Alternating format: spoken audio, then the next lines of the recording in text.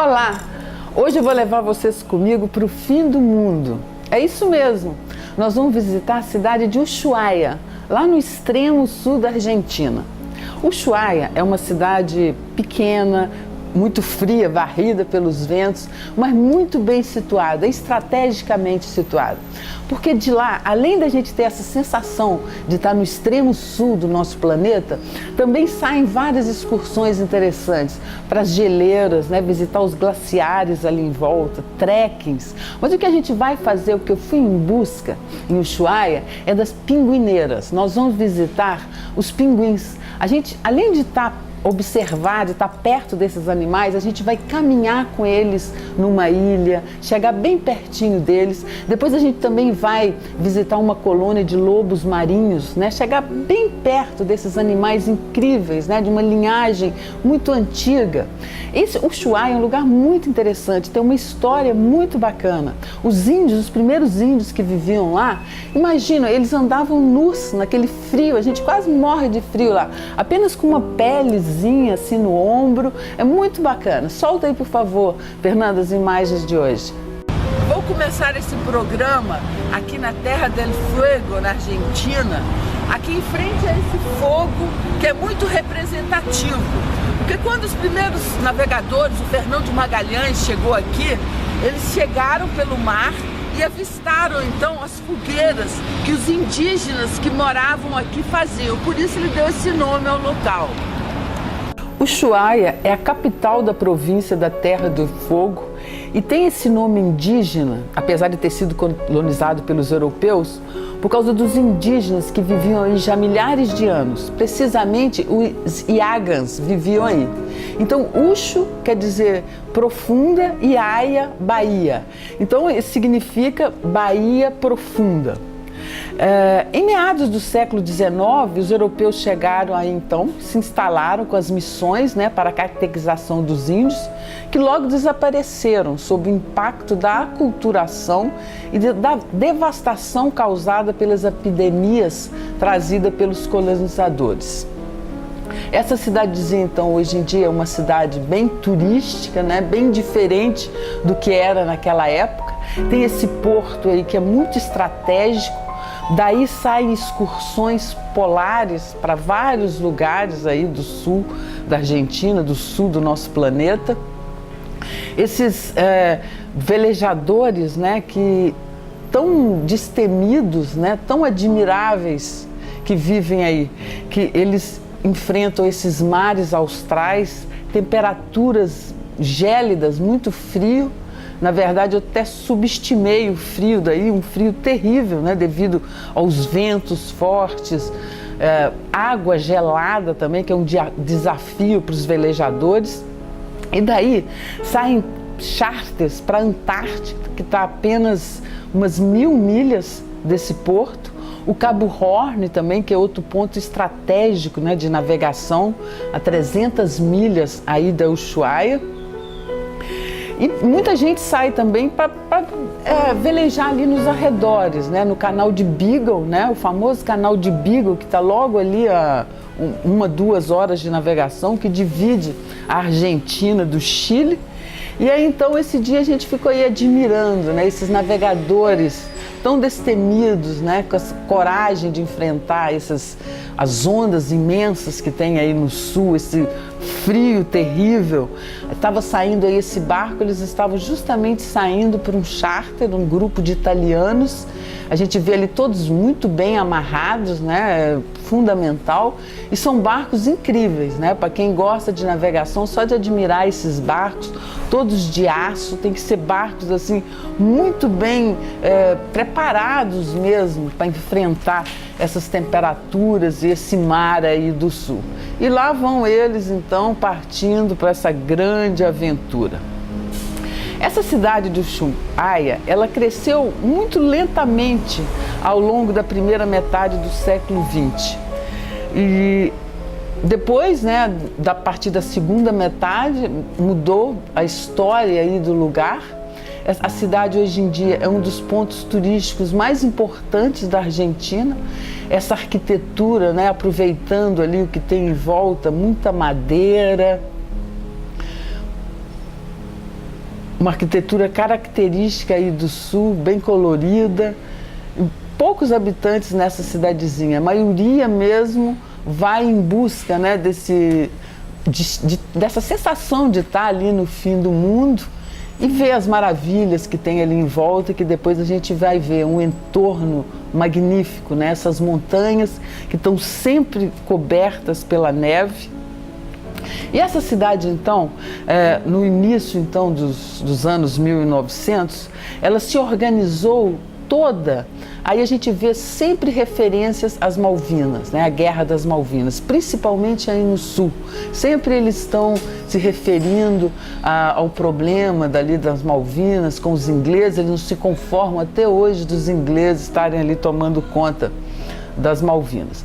Mas, como eu ia dizendo, essa cidade, ela se organizou então toda em torno de uma instalação de um presídio, né? Aí, hoje em dia existe esse museu do presídio que a gente vai visitar agora, juntamente com esse museu marítimo, aí bem no centro da cidade. Mas esse presídio, então, era um presídio muito grande, né, famoso, que trouxe muitos funcionários administrativos, atraiu também novos colonos, né, para esse lugar aí. Muitos presos famosos da Argentina ficavam aí. Toda a cidade era em função desse presídio. Ela praticamente, vamos dizer, num lugar tão remoto, né, longe de Buenos Aires, pouca coisa tinha. Era esse presídio. Isso aí eram as máquinas a vapor que levavam, né, as serras com essas rodas, eles iam até lá na floresta, né, onde eles cortavam as árvores para abastecer tudo, né, para cozinha, para o frio, né, para aquecer esse povo naturalmente. E aí, então a gente pode ver, ter um pouco de noção como é que era nessa época aí, né?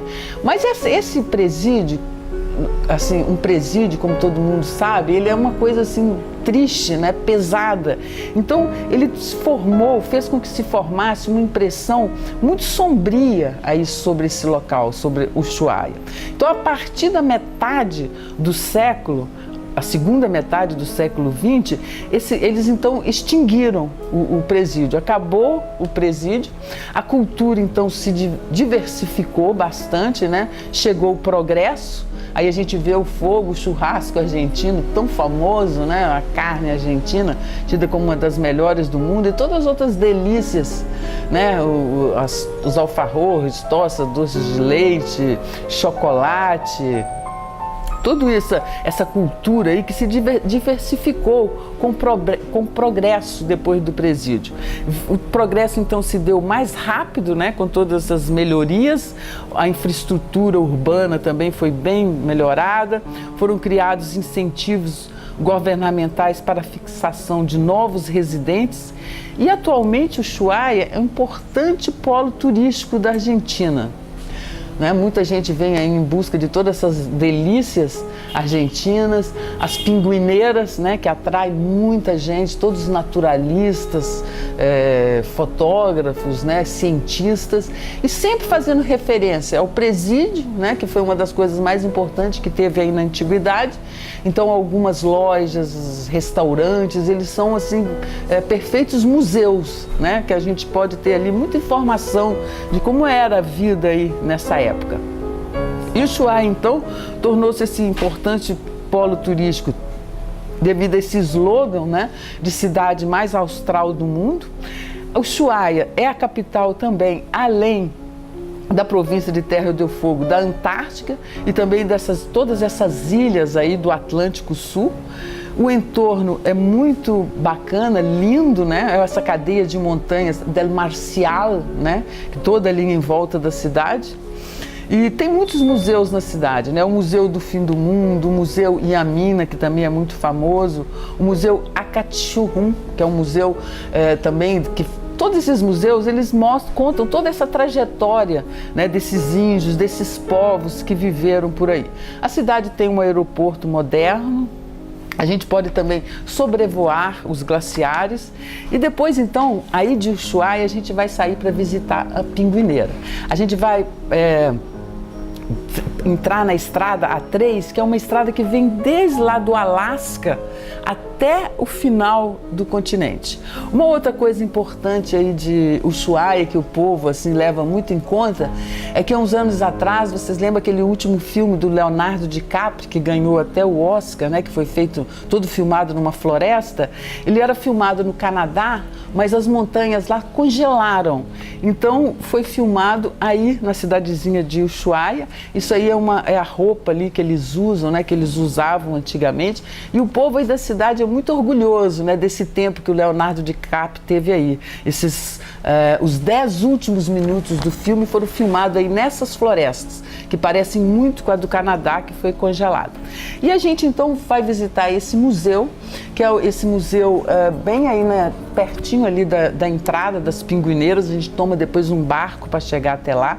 Esse museu ele tem 2.800 peças, né, todos esses crânios imensos aí, né, desses animais incríveis que tem por aí. Eu fiquei sabendo muita coisa interessante aí, né, que as baleias têm barbas, né, tocar numa barba de uma baleia que eu nunca tinha tocado. E todas essas peças foram colhidas tudo ali. Essa, por exemplo, é uma bióloga, né, ela é do Chile, esse museu é Chile e Argentina. Fiquei sabendo aí, por exemplo, né, essa orca, que na verdade não é uma baleia, é um golfinho, na verdade também não é assassina, apenas se alimenta de peixes e crustáceos. E a gente então está aí no Rancho Herberton.